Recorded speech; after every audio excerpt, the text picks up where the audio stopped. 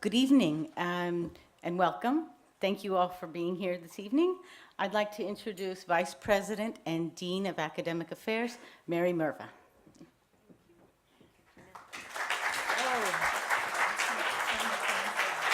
Okay. It's very important. Turn your phones off, as they say. So on behalf of John Cabot University and President Franco Pavoncello, who would love to have been here tonight, but he had another important speaking engagement, I want to thank you for joining us.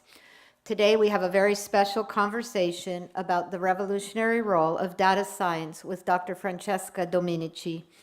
We thank Dr. Dominici for taking the time to share her experience as an academic, as a researcher, as a woman, as an Italian living in America.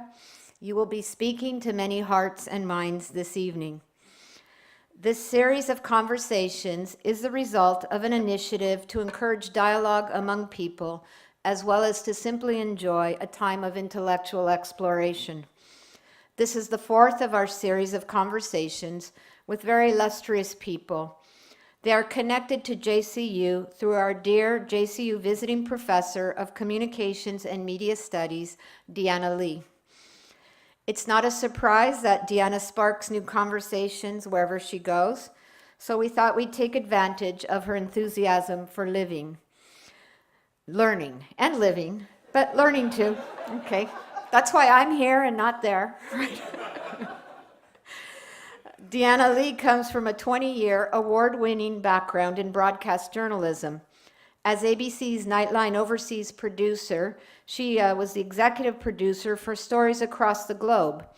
She was a senior producer and editor at ABC World News Tonight with Peter Jennings and is the recipient of 8 News and Documentary Emmy Awards, as well as a DuPont Columbia Award.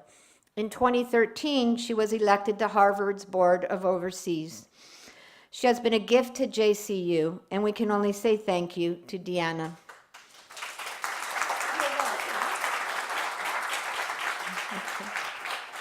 And I would like to take this opportunity to thank our hosts today at Confcommercio, especially Dr. Tutsi and Dr. Campanella and their staff. It's a pleasure to be neighbors, and we look forward to other joint events like tonight. Thank you also to the Harvard Club of Italy and its president, Fabio Filocamo, a longstanding friend of JCU. Thank you also to JCU Professor of Economics, Alessandro Antonelli. His collaboration and kind spirit is ever present in our university. Thank you to Gina Spinelli and Irene Latini for their organizational assistance. Thank you to Roberto Ranzulli for his collaboration on preparing the video of this conversation, which will be shared on the JCU website tomorrow. We also welcome now some special guests, Dr. Elizabeth Langdon Gray, Executive Director of Harvard Data Science Initiative, who flew in from the US. Where is Dr. Langdon? Benvenuta a Roma, right? And a thank you to the most special person here tonight, Dr. Dominici's mother, Mirelle Engst. Where are you? Okay. Sappiamo bene che c'è sempre la mamma indietro. No?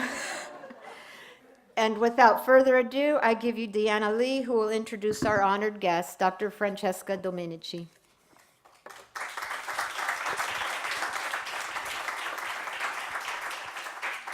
Thank you so much, Dr. Merva. This lecture series is called the Dean's Lecture Series because Mary Merva supports it, makes it happen, encourages us, and as you can see, is always present in every way. So thank you. Now, as Dr. Merva mentioned, there will be a videotape of this talk that will, I think, eventually, possibly, you may find it on JCU's site and channels, but also possibly Harvard's. So the one thing I do want to say, while most of the first part of the talk will be facing this way, when the Q&A starts, there is a camera that may show the audience, in particular the first 2 rows. If at that point you do not want to be on camera, perhaps you could just sort of move to one of the side chairs or something. But don't be shy. I mean, you know, yeah, exactly. Just smile. A good rule for life. So I have the daunting task first of introducing Dr. Dominici. Daunting because she's so fantastic. She's done so many things, and I don't want to leave anything out. Dr. Dominici is the co-director of the Harvard Data Science Initiative, which you will hear more about this evening. It's one of the university's flagship programs that is cross-university. We call it One Harvard. You'll be hearing more. She is the Clarence James Gamble Professor of Biostatistics, Population, and Data Science at the T.H. Chan School of Public Health. Her specialty, developing statistical methods for the analysis of large and complex data sets. Very large and very complex, which is why she's been called a numerical detective. At the T.H. Chan School, Dr. Dominici also leads the Committee for the Advancement of Women Faculty. Now, she has not quite been at Harvard University for 10 years, but in that time, she has also served as Associate Dean of Information Technology and Senior Associate Dean of Research. So you can see tonight, we have with us somebody with a breadth of experience that is extraordinary, but also depth. And for this moment, I also want to emphasize height in a way, because she has reached so many high points in her career. Dr. Dominici, according to Reuters, is one of the top 1% of researchers cited from her field. She's been named one of the top 10 Italian women scientists who have had the largest impact in biomedical sciences across the world. Just this past fall, she was elected to the very prestigious National Academy of Medicine, and her accolades extend beyond her pure academic field to her work with women and diversity. Among other things, she is the recipient of the Johns Hopkins Diversity Recognition Award.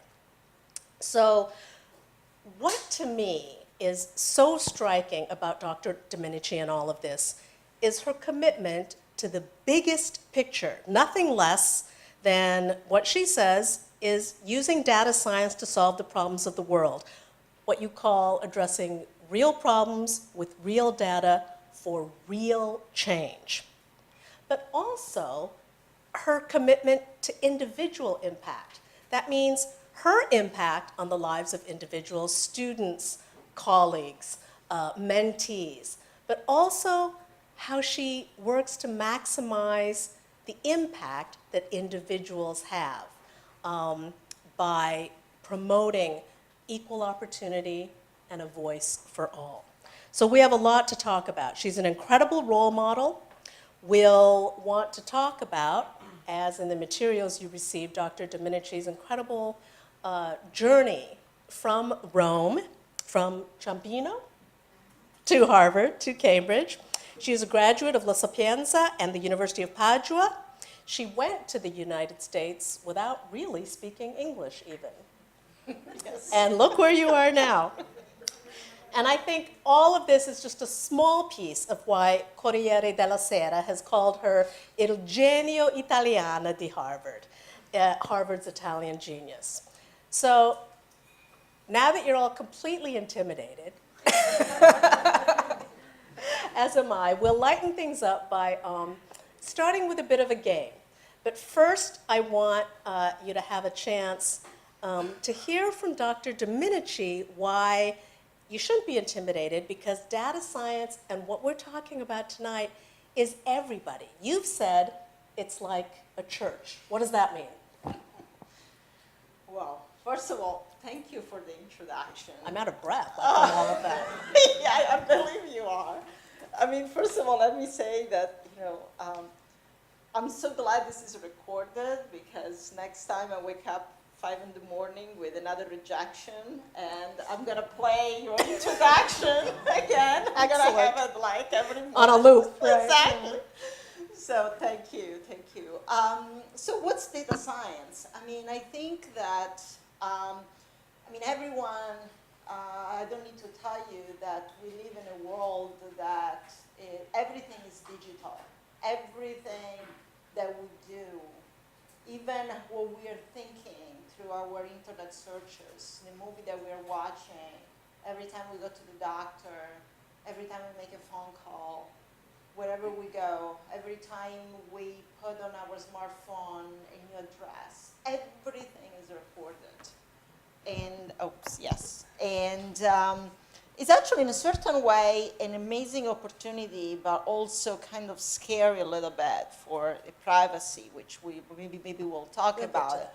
But on the positive side, I think this is an amazing opportunity to make the world better, because we can measure really everything from all different doctor encounter, every single drug that we take, the air that we breathe, how much physical activity will we eat, where to go, how many social interaction we have, whether or not when we are facing with a mental illness, they actually, through the number of phone calls, they can predict before you even realize whether or not you are having a state of anxiety, you're very high or you are depressed.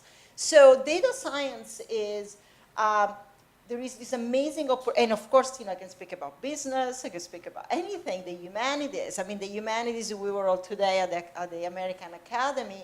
Now we have the opportunity of scanning images on the history and seeing how even the evolution of designs or painting and history can change over time, or the language change over time.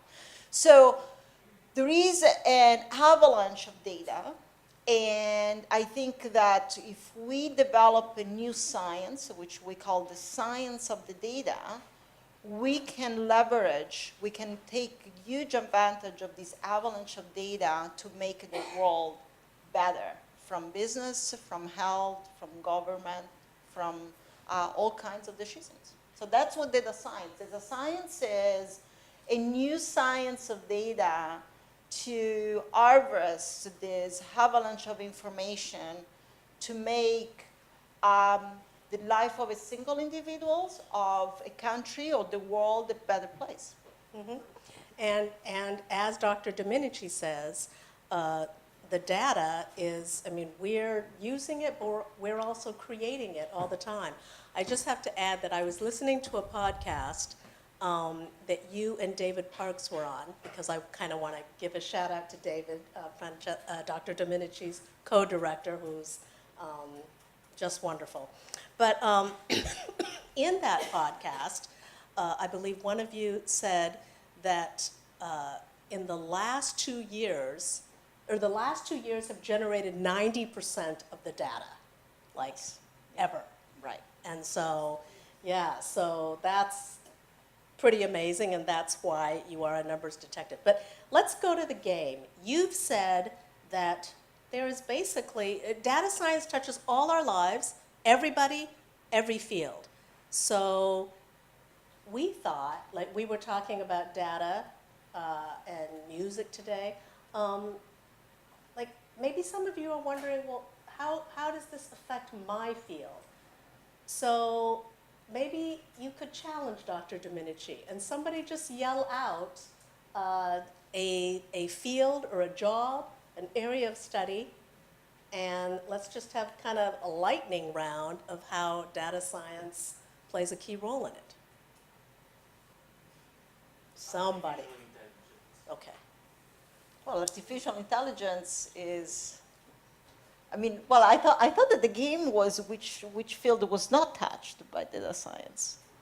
Well, that they think is not touched, Oh. but you're going to prove that it is touched, right?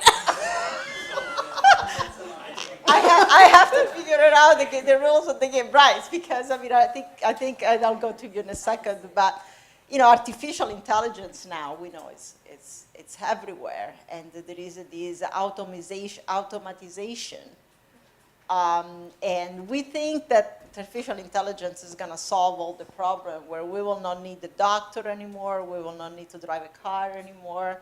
I don't think we're there yet, but that's definitely, you know, the new exciting area of data science. Yeah.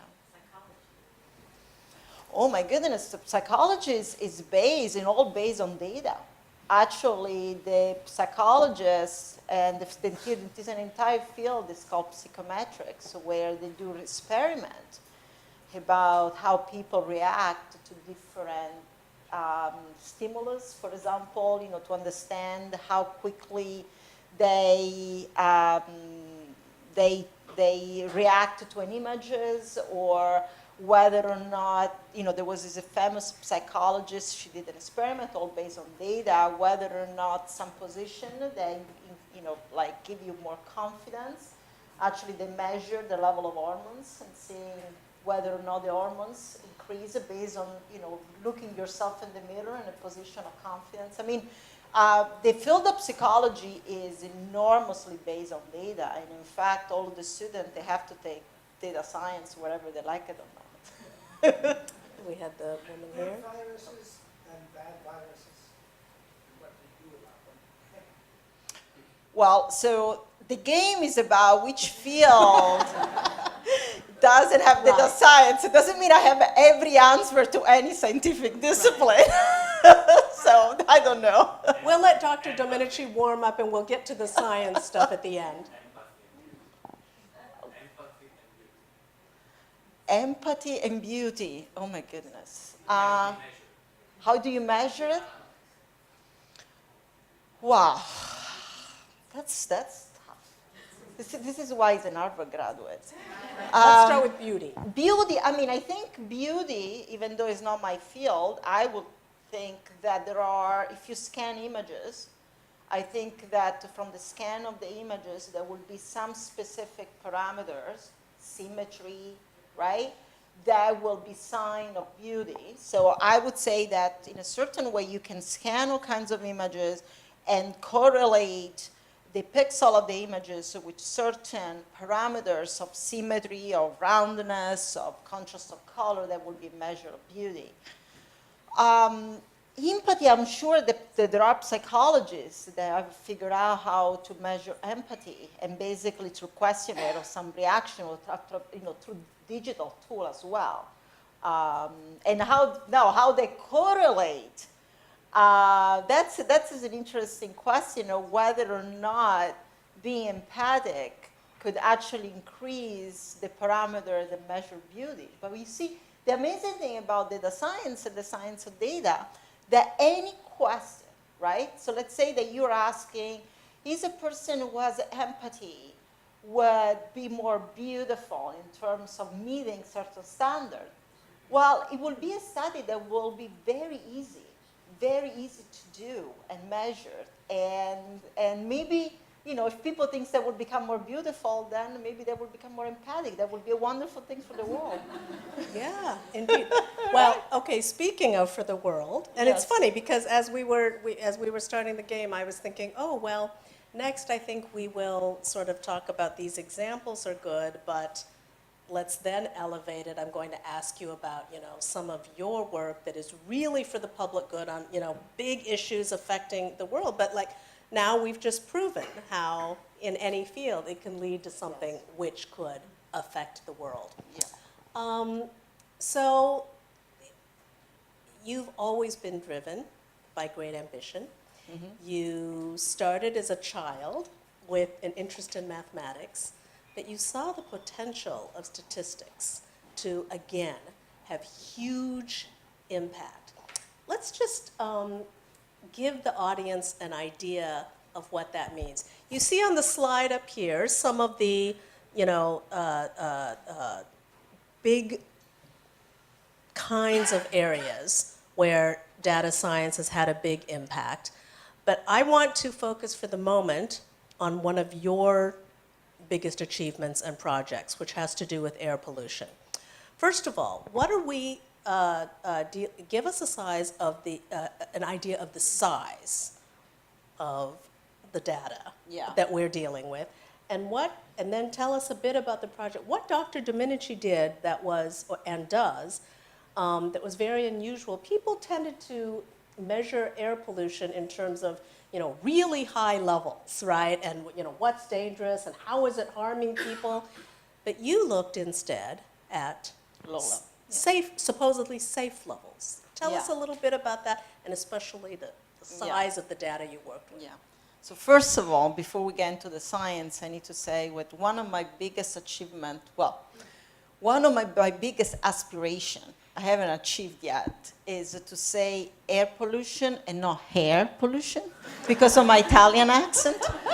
And so my daughter, who is an American citizen, every time, I am at the radio or I say, listen to this, she says, Mom, it's not about your hair, it's about the air that we breathe. So anyway, so I just want to make it clear, you will hear me to talk about hair pollution, but it's air pollution.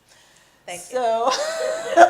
So this is actually my biggest aspiration in life, to be able to pronounce correctly, but anyway, so yes, so I think that historically, I didn't invent the field. There have been multiple studies that are looking at the relationship between exposure to air pollution and mortality and cardiovascular disease.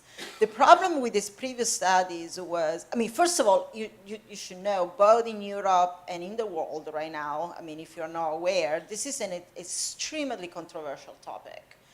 If there is evidence that air pollution is affecting human health, we have to implement regulation. Regulations are the most expensive. So in the United States and in Europe, regulating ambient level of air pollution is by far the most expensive federal regulation ever been implemented.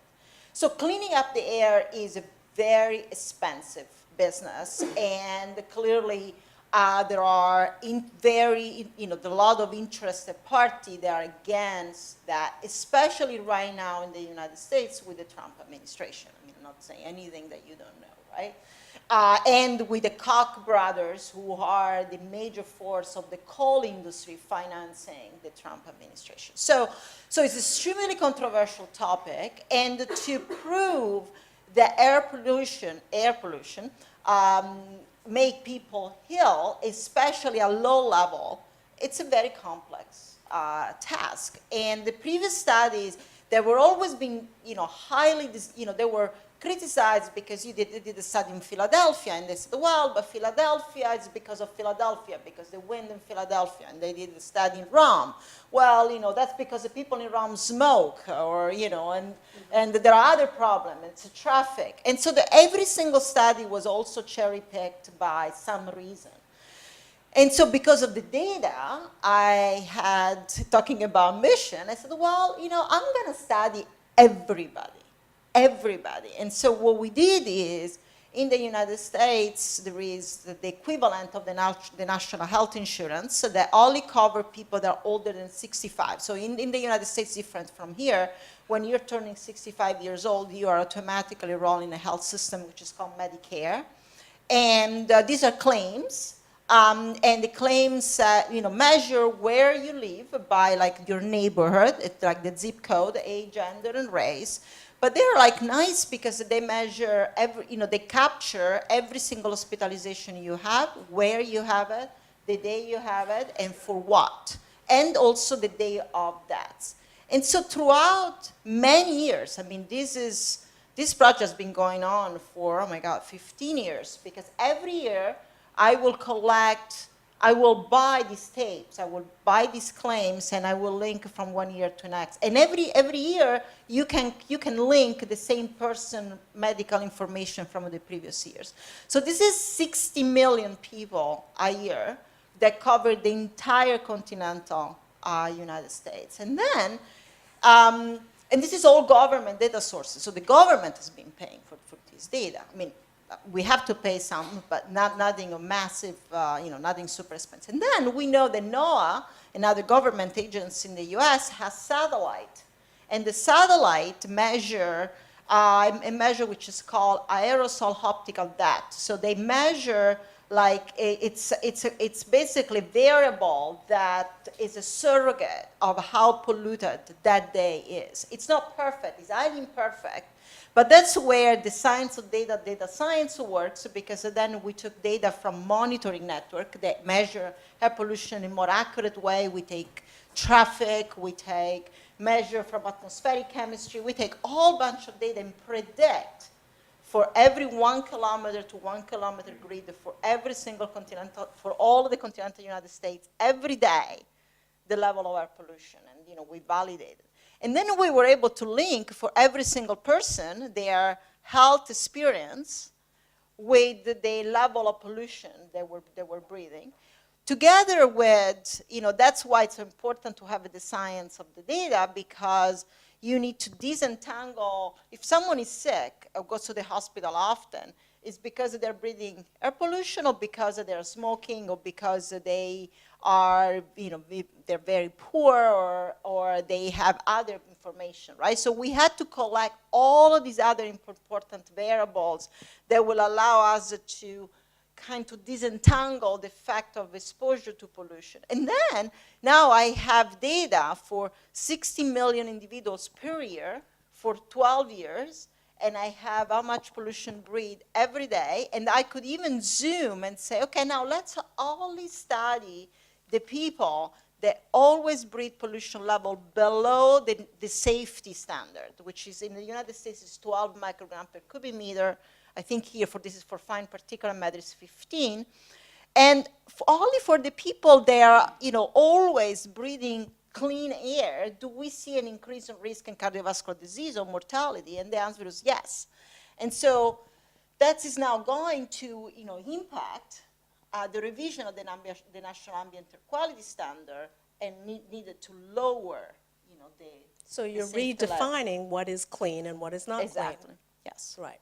Now, there's a lot of, well, is there? I don't know. That's what I would like to ask you.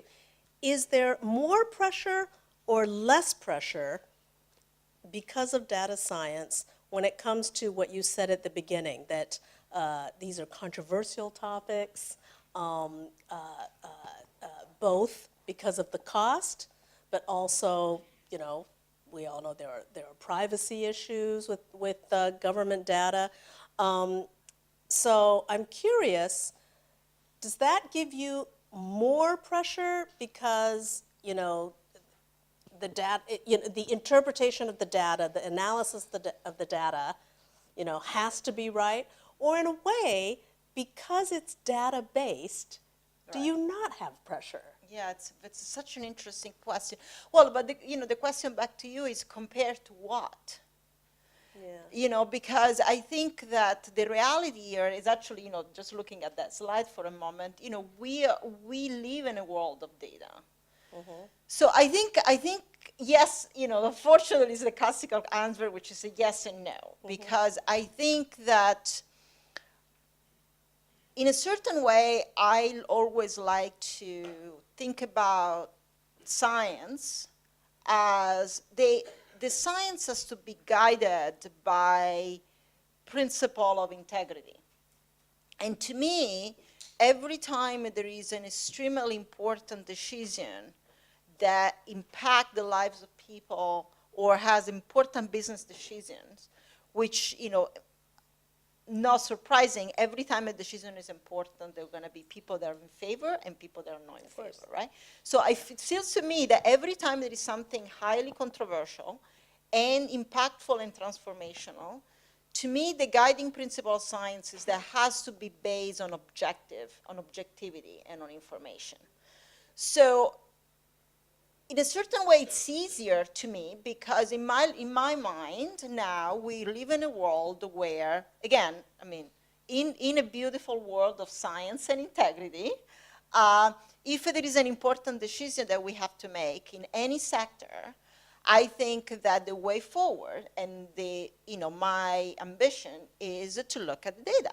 Mm-hmm. And actually not have a single person looking at the data, but having multiple people with the right background looking at the same data and making decisions based on what the data said. And in terms of pollution, in terms of health policy, in terms of treatment, that's So in a certain way, it's less pressure to me because I see the path forward. Before, because we didn't have all of this data, there was always a kind of a mix between personal opinion and subjectivity, right, and data. But now, because we can almost measure everything, there is always going to be an element of subjectivity and everything. But I think it's playing a minor role. Even what to study, right? I mean, originally we have an hypothesis, and then you will collect the data and test the hypothesis. So even the sort of the hypothesis was based on objectivity. Now you have the data, and the data comes first. So in one hand, yes. In the other hand, it's more complicated. Why? Number one is because we are not designing an experiment where we collect the data in a certain condition. These data are messy, comes from different places, are in different formats, and so there is an art of extracting information from the data. And then, of course, there is the issue of privacy.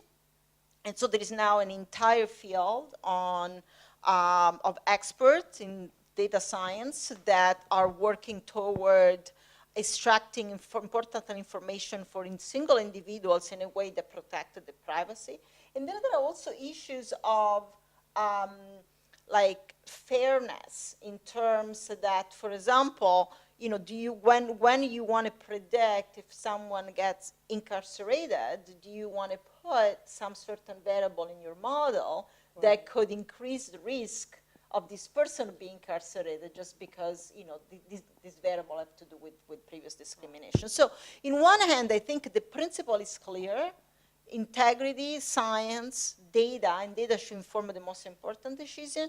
On the other hand, how data ultimately get to the right recommendation, it's a long path with ethical obligation in terms of privacy that we need to be careful.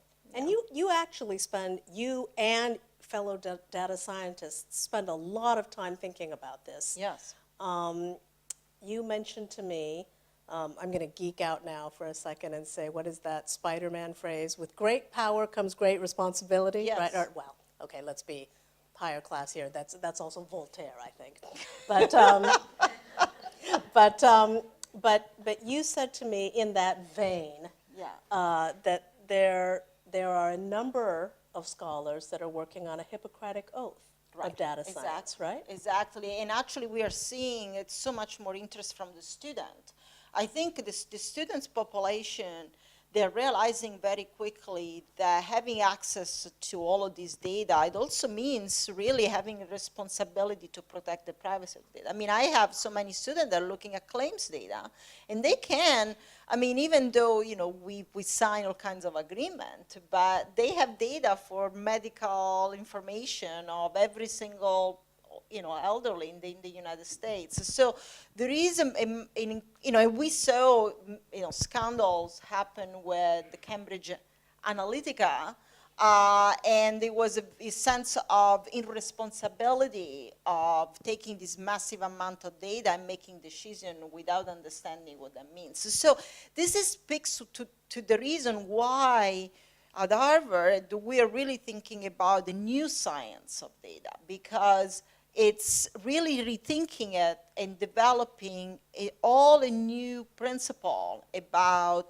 what is the ethical use of data, how do we protect, and how do we act responsibly with this amount of data, because ultimately, and this is also not only people that do science, I think in general, the fact that we can, so now you can, with your phone, you can track where your child goes, right? So, I mean, and you can sign up for these apps where you know where your friends are going, right? So there is so much access to information, and how we treat it and use it in an ethical way. This is a total new field that no one has been thinking about. Mm-hmm. So we have to think about what are the principles. It's the same way as the doctors. That's why you are mentioning. The same as with doctor and psychiatrists and psychologists maintain the confidentiality. I think each of us now has to develop a sense of responsibility about, the responsible use of data. Even Facebook, people, they're posting a picture about someone else and making something, maybe embarrassing, and the other person didn't know. How do you act? I mean, there are multiple examples that we face every single day. But being ethical doesn't mean only avoiding the bad. It means promoting the good. So to bring it back to why you are so passionate about what you do. Yes. Okay, and let's talk about the ethics of good, right?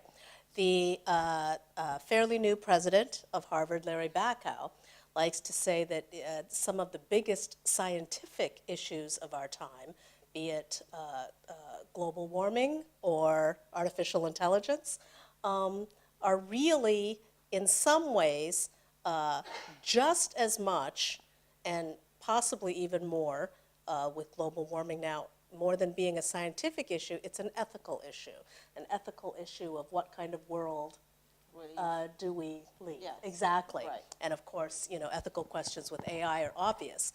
But that's more, using data for good Yes. in an ethical way that changes the world for good is what you're all about. And that comes back to your personal story, that you liked math, but statistics, both you said showed you the possibility of working for great good in the world by huge amounts of data that are available in every field, but also interdisciplinarity potential. And Yes. that's the Harvard Data Science Initiative that you co-lead. That's really what it's all about. So talk about why sharing fields is so important, especially today. Yeah, no, thank you. And you're right. I mean, I'm really passionate about, and I've been investing really part of my career because I do think, my career on this mission, because I do think the potential is enormous. So let me give you some example, right? So first of all, again, we're all thinking about this new science of data and the fact that, every time in academia we're talking about interdisciplinary collaboration, you say, well, lawyers should talk to a physicist, but they speak two different languages, and there are years before they can understand what are the common interests. Well, with data, first of all, data is a common denominator, right? Wherever you're a physicist, wherever you're a lawyer, wherever you are a physician, if you're collecting data and you're trying to learn things from data, the language is exactly the same, the challenges are the same. So we think it's a perfect common denominator to bring the one Harvard together. What is the potential, right? So I want to talk about two examples. One is, for example, simple, so in the astronomy department, and this is why I'm having fun, because I'm learning about data across all Harvard, right? And so in the astronomy department, they are phenomenal into visualization, into three-dimensional visualization. And there is now an opportunity where some tools for three-dimensional visualization have been used now and translated to identify the three-dimensional visualization of brain tumor to operate in a very well manner. This wasn't used before because we didn't have a way to visualize the three-dimensional tumor. So here is an astronomer working actually with a neurosurgeon to think about how better the bulk in brain tumor by using visualization tools, three-dimensional visualization tools that are being developed to visualize planets, right? Let me give you another example. There is in the United States a consortium, it's called the Undiagnosed Disease Network. So this is a story of a girl that you read, this is a classical, set story that you read on the papers. The story of a girl that by 3 years old, she was not functioning well, she had tremendous problem, and she has multiple epileptic seizures, so no one could diagnose what was wrong. When she was 10, she was barely walking. No one could figure out what was happening. Well, the Undiagnosed Disease Network, what does is they scan the genome of people around US, they have a disease, they're really rare, and find commonalities. So they scan her genome, they collect the information, and they put it in a database with the genome of all of the other people around the US. They have a similar disease that was undiagnosed, and quickly found that actually the problem was a neurotransmitter about calcium, which they could immediately treat. So this is the power of data where it's very rare on a single individual, being disconnected with the rest, they couldn't find a cure, but putting in a common database together with enormous amount of new science of data, because when you're saying they have discovered, well, this means, analyzing millions of observations. So another example now. And then hundreds of children Are saved. Right. Are saved. from treated. an original data set of one girl. Exactly, Yeah. because they do, every time there is an undiagnosed disease, they don't know what it is. Now, actually scanning and doing a genome sequencing is super cheap. The information can be stored, is in a common database, and multiple scientists, data scientists around the US analyze it and find which gene are commonly expressed and try to find the root cause. And the power of data is that you need multiple data to understand what the problem is. Mm-hmm. So, in developing country now through smartphone, they can track how people connect to each other to figure out how quickly an Ebola outbreak or a malaria outbreak spread in which village, and so that they can intervene before the spread goes too far. So I think that the potential is almost unlimited, but we do need a new science, a new way of thinking about issues, about ethical issues, about storing the information, about new way of analyzing information and disseminating it so then we do the right thing. Mm-hmm. And that is interdisciplinary. Absolutely. Yeah, there is from every field. Right. So we've Yeah. both sort of referred to this One Harvard initiative, and what it is, it began under Harvard President Drew Faust and continues under President Bacow.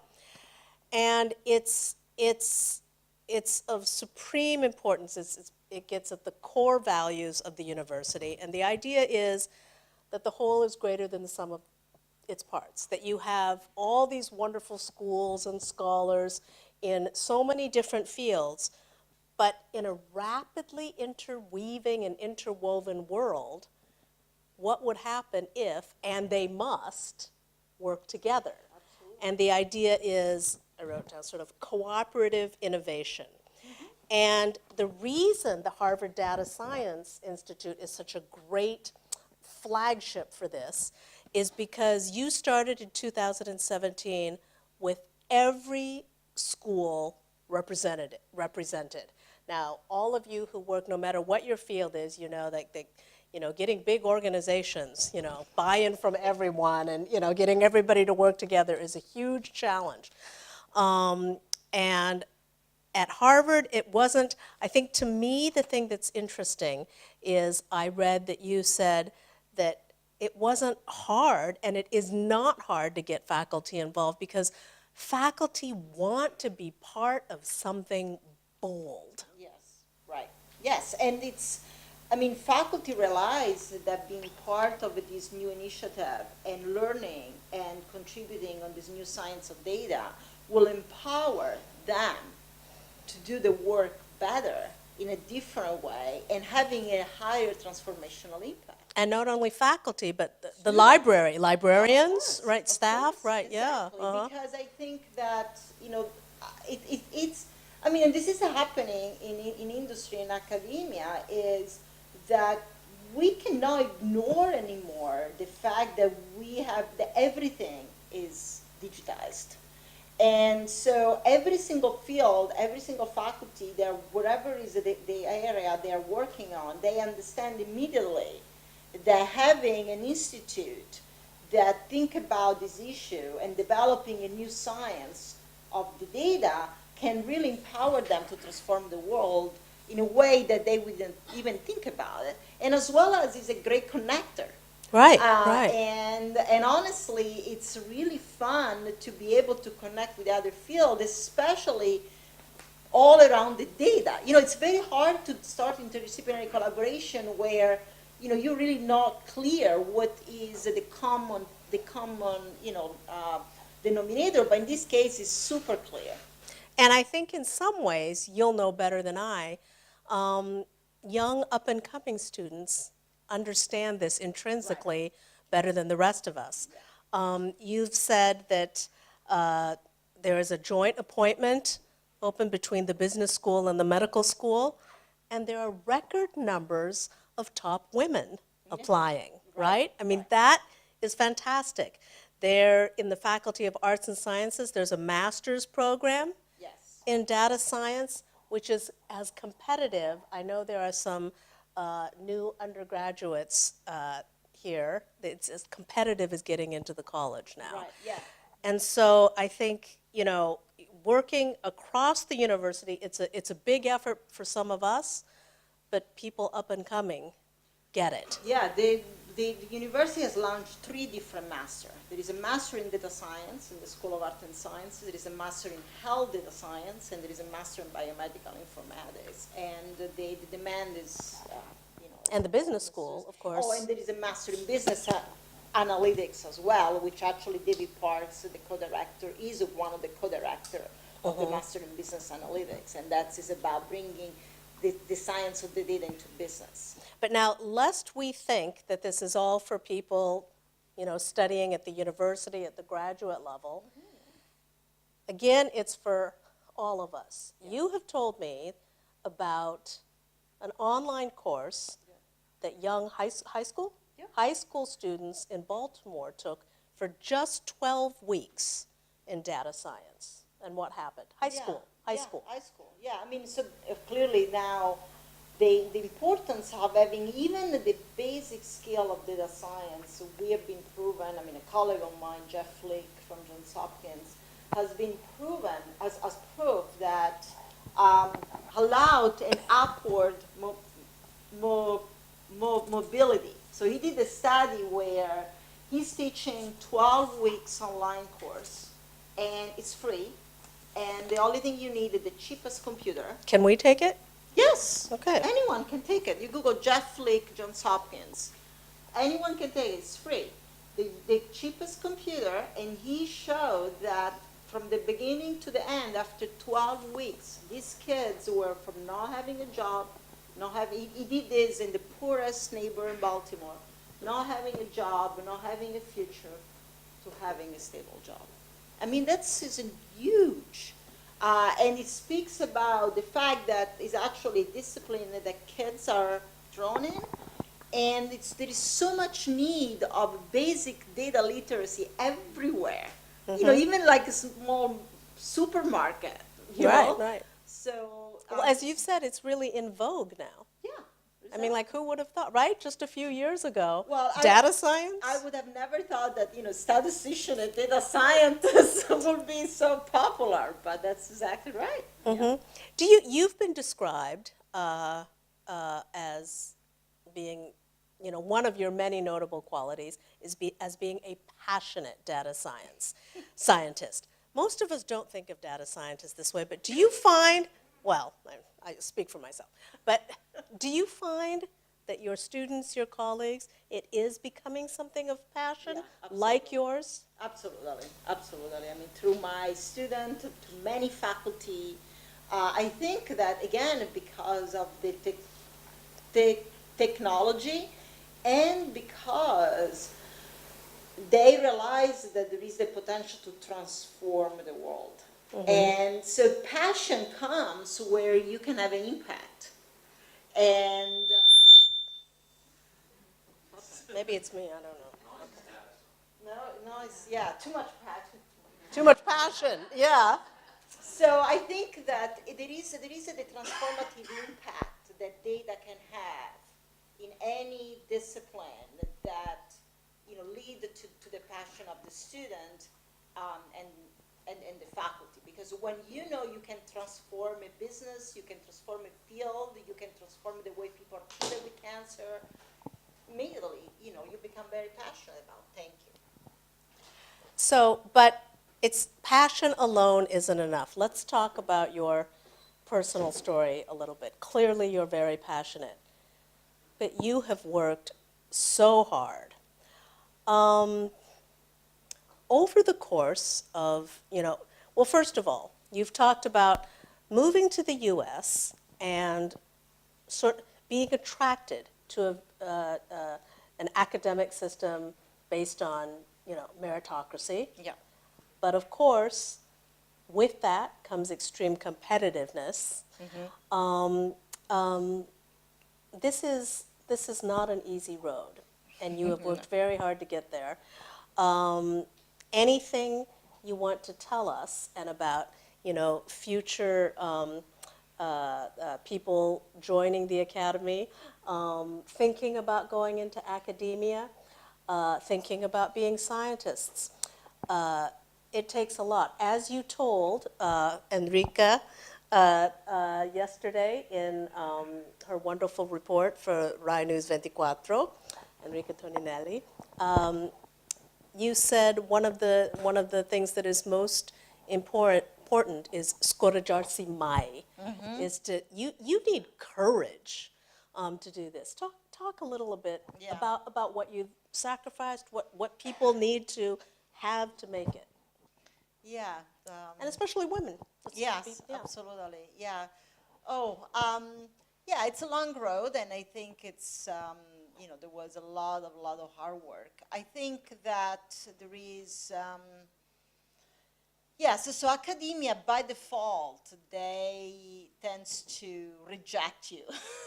Whatever you do is never good enough. It's classical example, it's where, they, it's even, every time you think you have achieved major accomplishment, I mean, just like the simple example of peer review and publishing, right?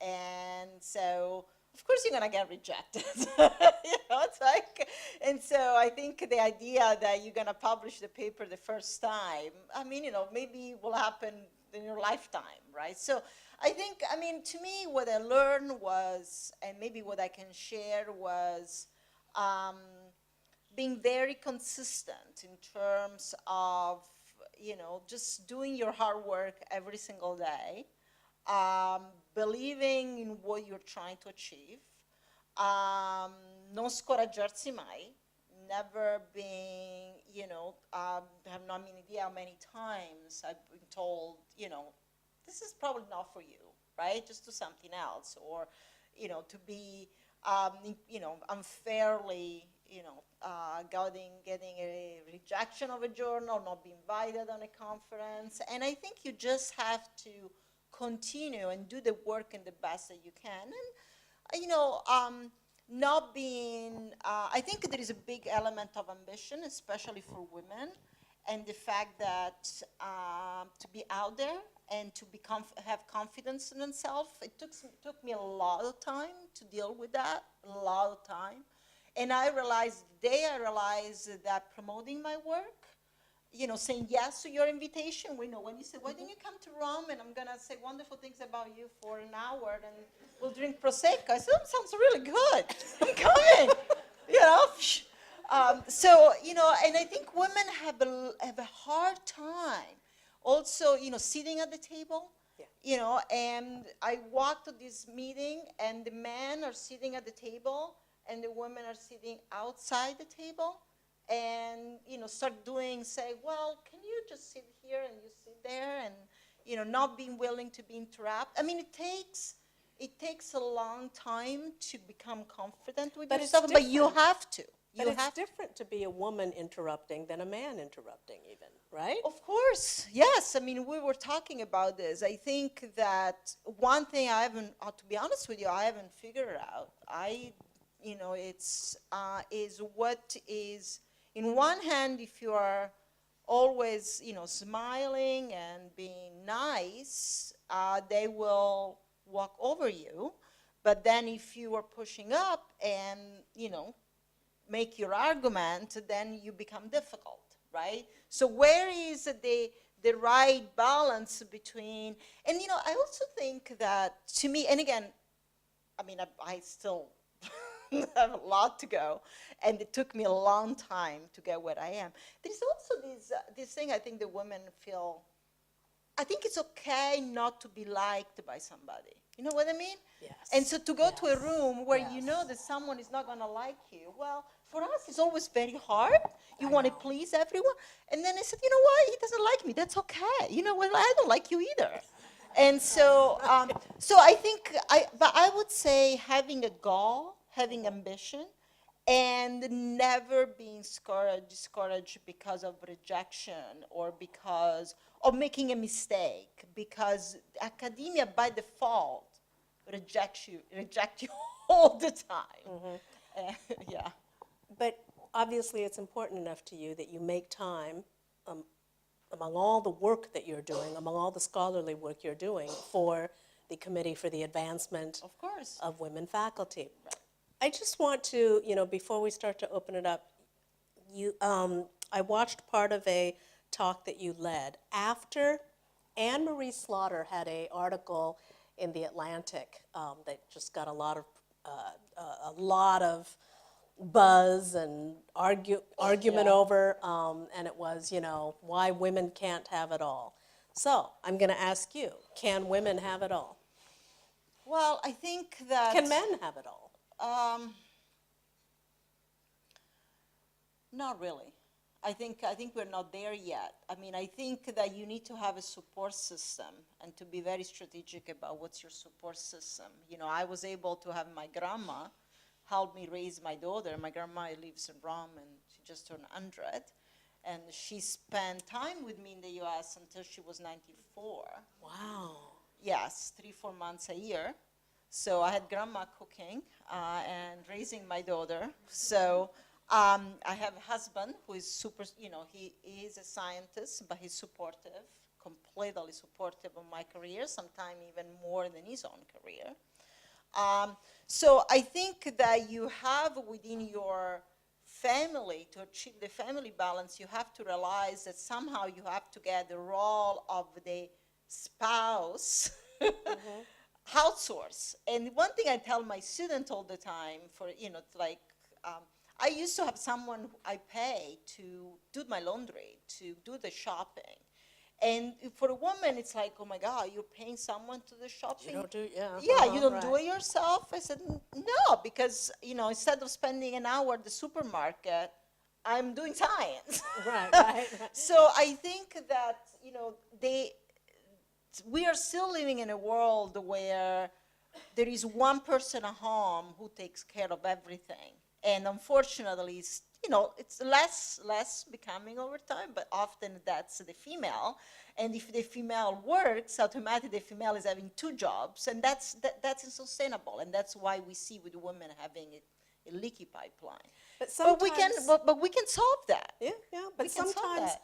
we do have to think about what other people are thinking about us, because I read that you realized after you went back to work, just 2 weeks after giving birth, that you then realized that that might be sending a too challenging message to young women. Yeah. Well, yes. I mean, I think I didn't realize how huge the mistake I was making. I mean, so basically what happened, if after 2 weeks, I couldn't stay home anymore because I was going crazy. And I have to go back to work, but I was not doing anything. I was just going back to work for 2 hours, chairing seminars. Other people were talking. For me, I needed to get out of the house. I had grandma at home and my husband at home. I have a nanny at home, and I would say, I have to leave for a while.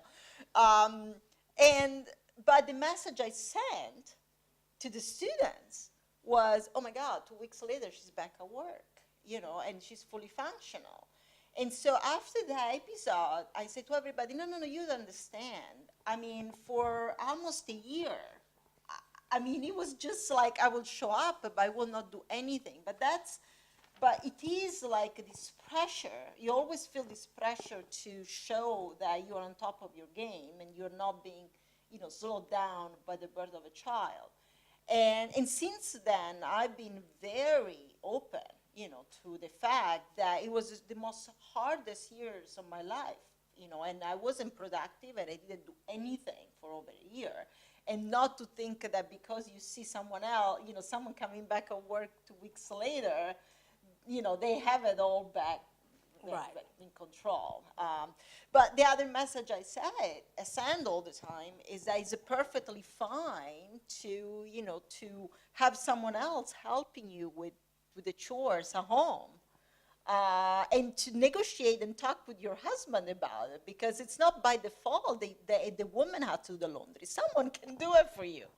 So I think that is also empowering the woman and say, okay, this is what needs to be done at home. Who is doing what? And if no one wanted, and both they have two income, can we afford to have someone hired to do a job, whereas in the meantime I can do, my own job. Right, So. right. And I should say that when it comes to diversity, Dr. Dominici also is very active in promoting women in data science. Absolutely. It's not just the whole work-family balance. Of course, that's a big thing. But, and I think, you always talk about changing the world. I think you're changing the world that way too. Yeah, well, thank you. But, This is a very, Leeds and I, Leeds is the executive director, myself and David Parks, who, is the co-director. It's actually interesting because, in terms of achieving gender balance in data science is one of the things that we have to pay attention every single day. Every single day we come to the issue is why there are only male invited to this panel, or let's make sure we have the balance. We are very proud, and this is really to give credit to my colleague David Parks, who is the co-director of the Master in Data Science, that this Master in Data Science at Harvard, one of the most competitive, is 50-50 male and female. Wow, And we're that's very, great. very proud of that. So, great. yeah, it's perfect gender. Yeah, gender balance. So, yeah, and I think that, when we had, I was chairing a committee to select the new faculty at Harvard on big data. It was so interesting. We have a job advertisement. We're looking for faculty on big data. And I will call women that would be talented to apply for the position. I would say, you should apply. And I will never forget, they will always say, well, but I think my data are not big enough. I said, just apply, you'll be fine. It's like, and then we had the guy that applied at 3 data points, what I mean? It's like, don't worry about that. But, so you have to encourage and send this clear message every single day that the science of data, data science, technology, computer science, artificial intelligence is for women, and we need women. Right. And people of diversity, too. Absolutely. Of all kinds of diversity, because we're still, the data is the data, but people still Well, also, I bring, think, there is study after study that the diversity of background, diversity of opinion, diversity of religions, there's diversity in sexual preferences, provide a more broader, perspective for the data, because the data are data, and so the way we look at them, we need the most diversity in terms of perspective to be able to analyze it properly. we need diverse numbers detectives. Exactly, Diverse detectives. absolutely, exactly. So I don't want to hog all the time here, and so I want to open it up to Q&A, and I'm going to put him on the spot and say, let us start with Fabio Filicamo, who is the president of the Harvard Club of Italy, because I know that you mentioned something to me, Fabio, about how work like Dr. Dominici's can be an inspiration and model for directions we can take here in Italy. What did you mean by that? Well, I'm asking you a question, but I want you to turn that into a question for Dr. Dominici, sorry. It's just not just a role model. I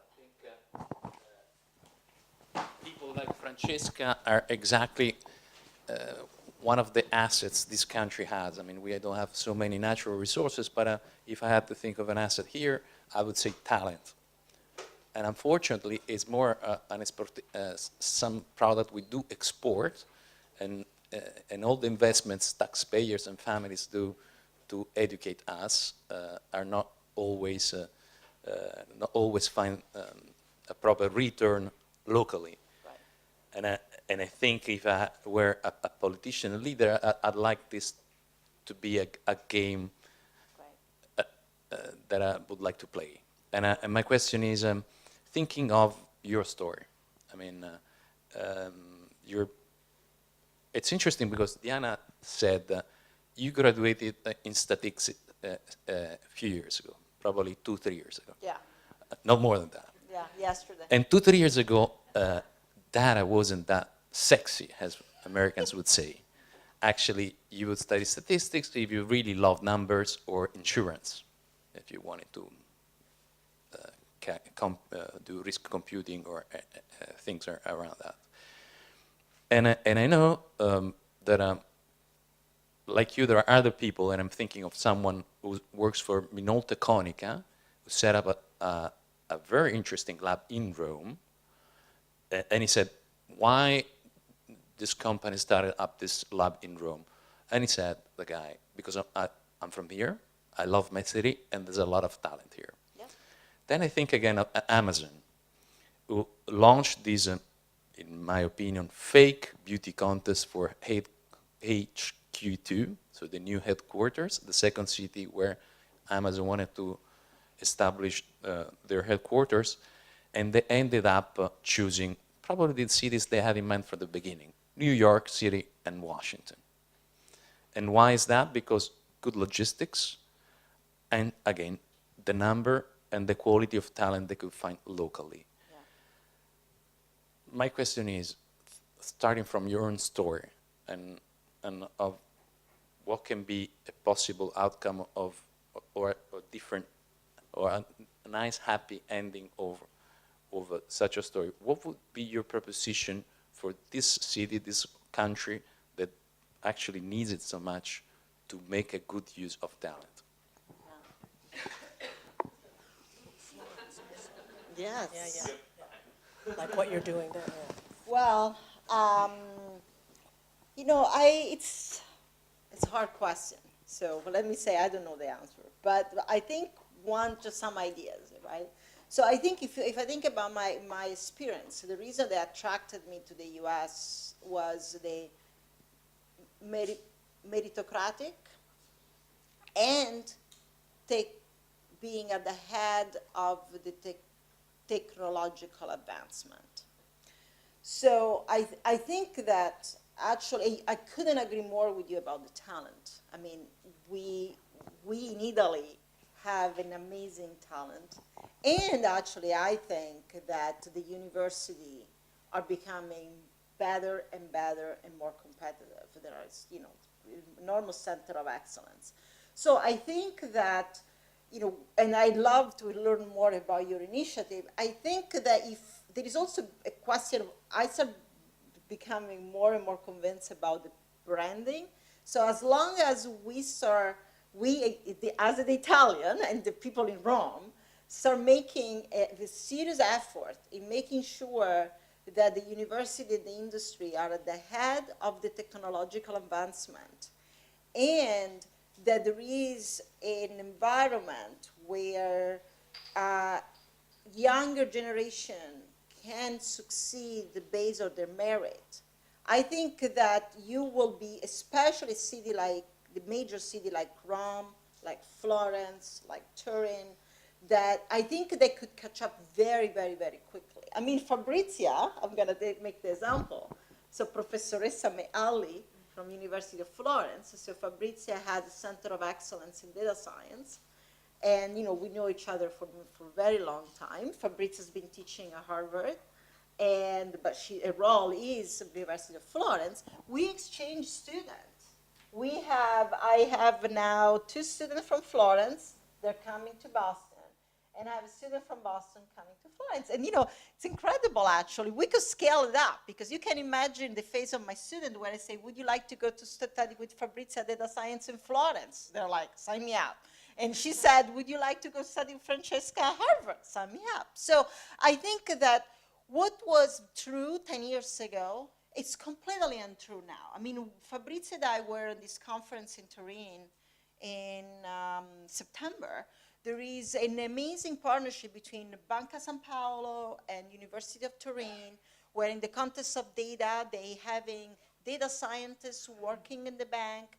So I think that initiatives like yours and putting together center of excellence around Italy, together with the best technological innovation, I think you will be able to keep the talent, but not only that, to bring back the talent and to have the Americans come here, because, I mean, come on, this is the most beautiful city in the world. So again, goes back to being ambitious and not, never things that you can achieve, because I think we're there, and you have me as an ally. I'll be happy to help you with that. And Fabrizia. Other questions? Yes, and then we'll come here. Oh, you know what? If you just push the button. Yes, you have the on microphone then. Yeah, push the center button there, and then it'll work. Yeah. Haven't used one of these for a while. Yeah, I used to work for the United Nations World Food Program, and my last posting was Nepal. And I'm just going back to your discussion of your study on air pollution. While the UN team in Nepal was trying to have the country classified, countries in the UN system, are classified for salary, rest and recuperation, et cetera, for the various benefits. And one of the things that they look at is health. And Kathmandu was extremely polluted, as you I'm sure know.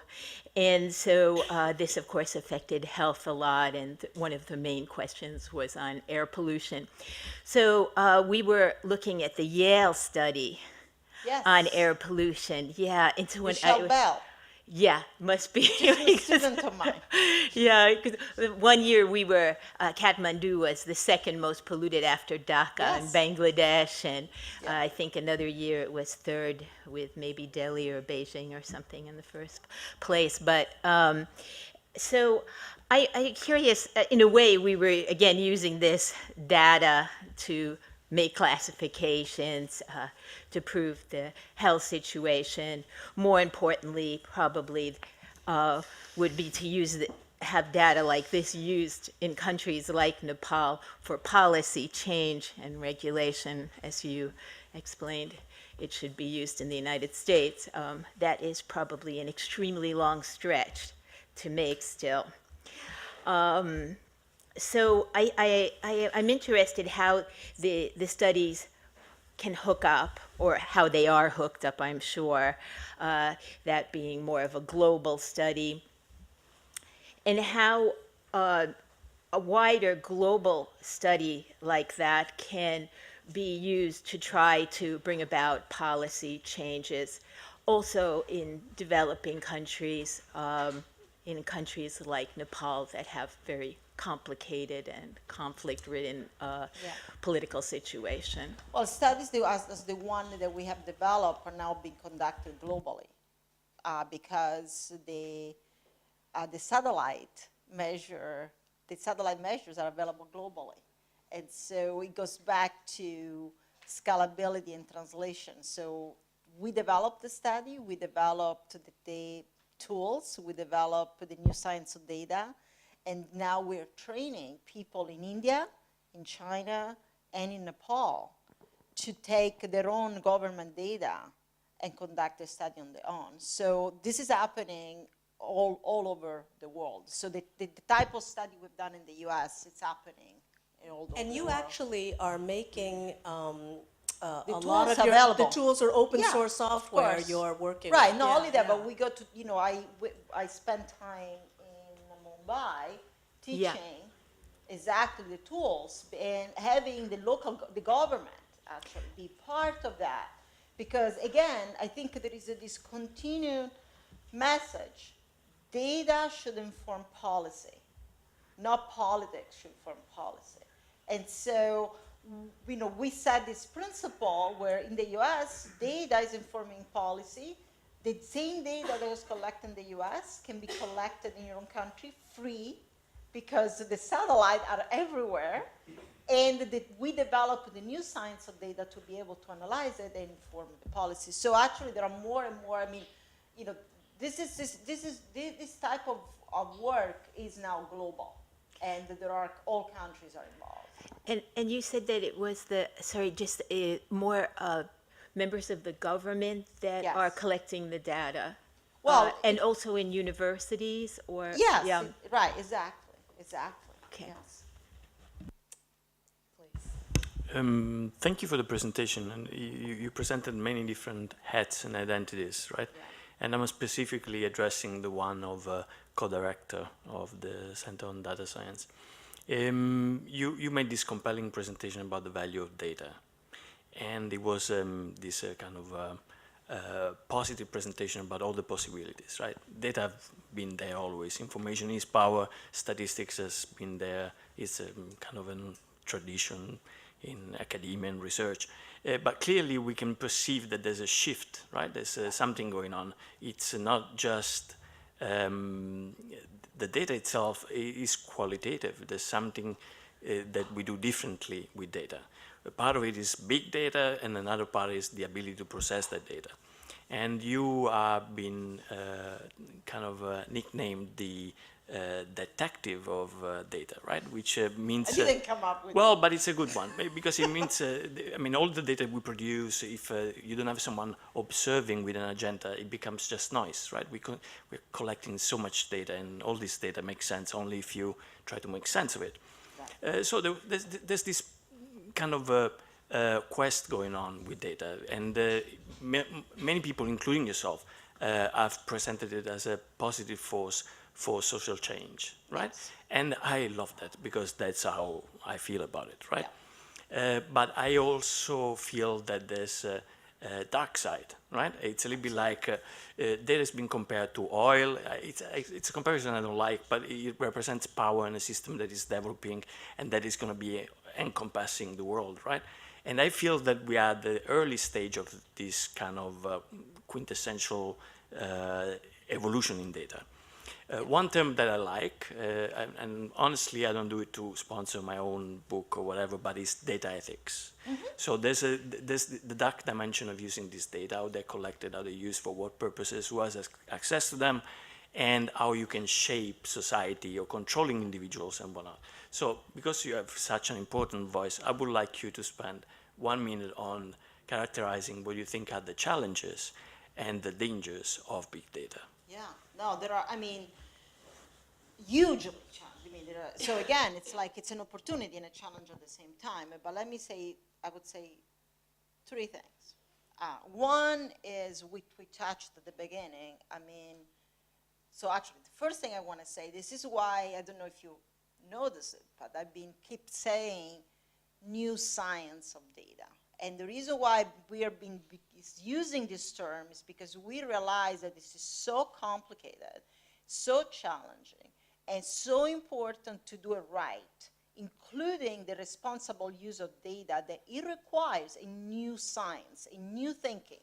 Because the dangers, which we see it happen all the time, is what I call data analytics, where people get into a job and they dump a whole bunch of data and they say, push this button, push this button, push this button, and that's it.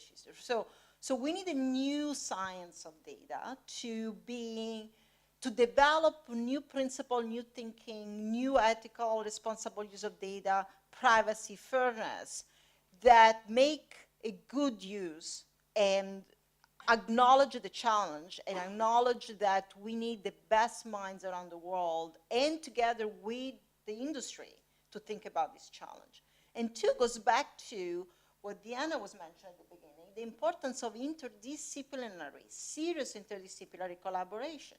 I can be the smartest data scientist in the world, but if you give me genetics data, I will have no clue what to do with that. Because I don't have, I work in environmental, I don't have the biology background. I don't know how these data were captured. So we need, and that goes back to new science of data, one Harvard, and the Institute because the challenges are so many that we really need expertise across all fields. I mean, and understanding electronic medical record. I mean, I need to learn what is environmental sciences, right, in this particular field. So absolutely, I think the challenges are so many and the dangers are so big that we need a new science of data to really take all of this seriously, because otherwise, and that's actually why I'm, a certain way I'm so passionate, that the misuse of this information can actually do more harm than good. But I'm not going to get discouraged, right? So I think we do have to keep moving on the front, but we shouldn't underestimate the challenge. They're enormous. Yeah. And if I can I quickly follow up? Very quickly, and then Okay, we no, have a so gentleman it's fine. here. I mean, it's. Yeah, I was kind of curious to know what exactly you do. I know that what a data scientist does, because obviously there's lots of things. There's databases, there's programmers, all of these things. Are you kind of organizing these people to implement things you do? Or Yeah, what that's- exactly do you do? Yeah, that's a great question. Well, I drink Prosecco, but so yeah, no, I mean, I think, there is a lot of programmatic activity. So let me give you a few examples, right? So one is we really believe in new talent. We believe into developing a new cohort that help us develop this new science of data. So we have 12 fellows at Harvard. They're called the Harvard Data Science Fellows. We have recruited them from all around the world.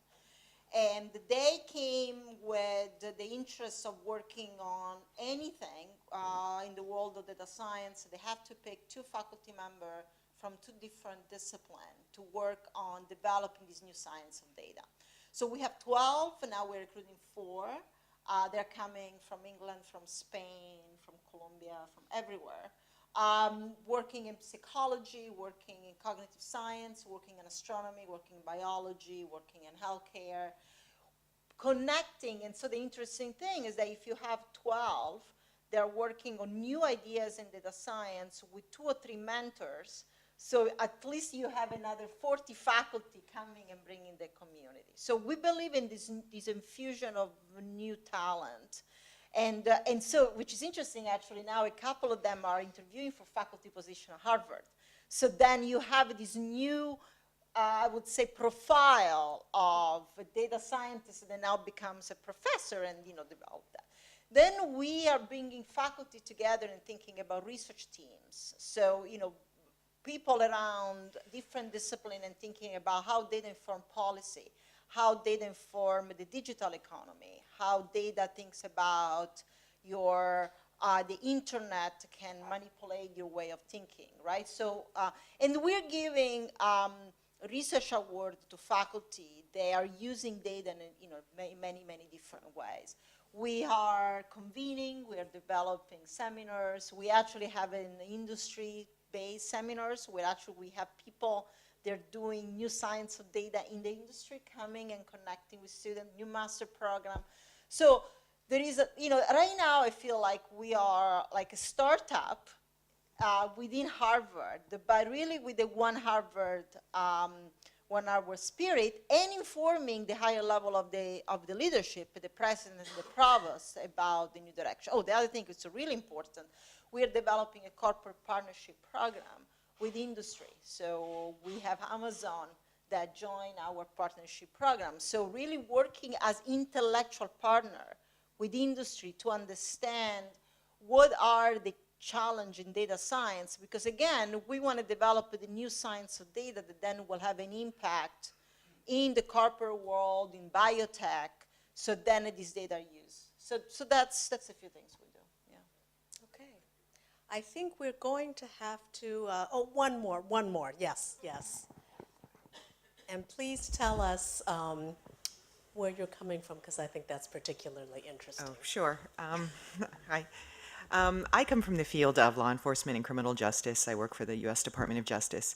And I fear that a lot of our decisions in that area are not data-driven. They're almost purely political. And I'll give an example of gun violence in the United States. Every time we have a mass shooting, we see everybody on TV it's because we have too many guns. No, it's because we have too much mental illness.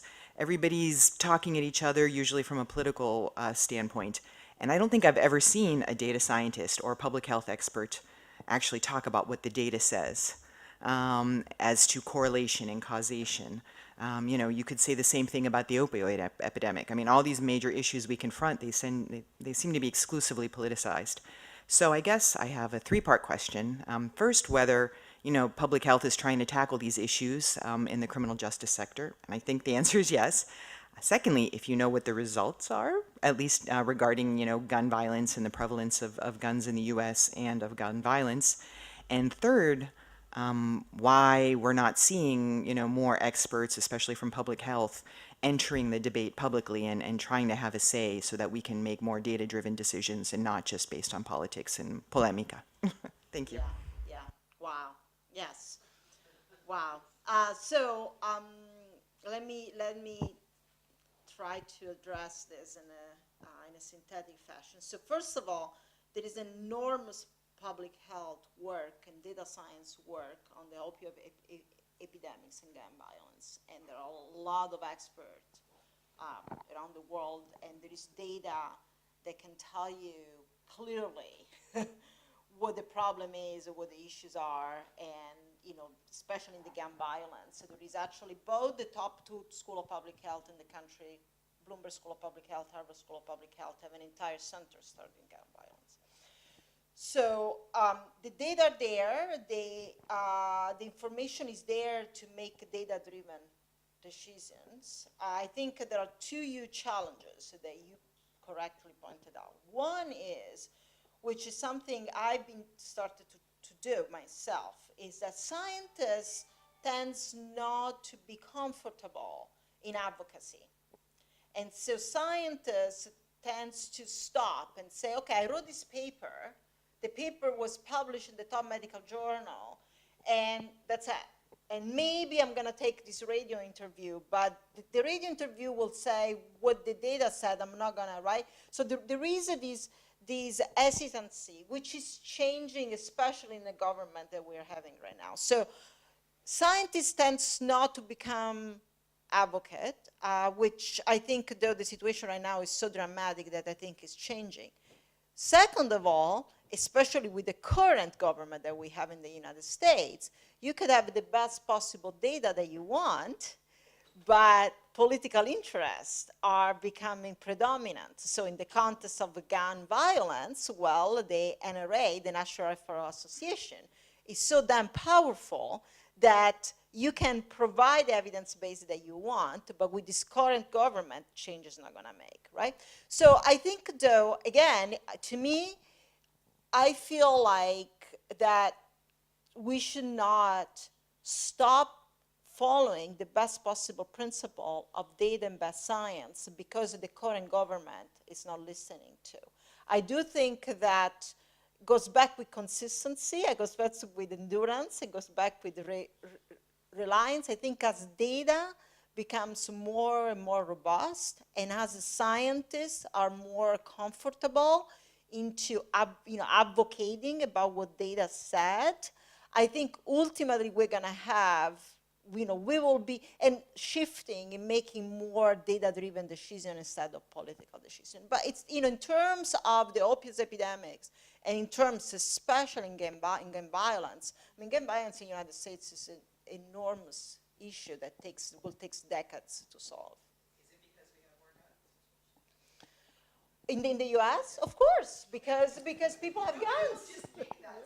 No, I mean, yes. I mean, because people in the U.S. are allowed to buy guns as here you go and get a cappuccino. I mean, it's crazy. So I think you're a perfect symbol for how we can come out of, hopefully, this situation in which scientists aren't as comfortable being advocates. Well, hopefully this new science of data science that is interdisciplinary, that has people who want to come together for applications in the world for good and have your kind of passion now, I think these are the people that will start to change that. And, you know, as a former journalist, there are many journalists here. I think, you know, that's, you know, when people start recognizing that data scientists have passion, can speak about the data, but how the data is applied and how it can change the world, then things will start happening. So we need more of you. Thank you so much, Dr. Dominici. Thank you, Confcommercio, the Harvard Club of Italy, and of course, John Cabot University. Thank you, everybody.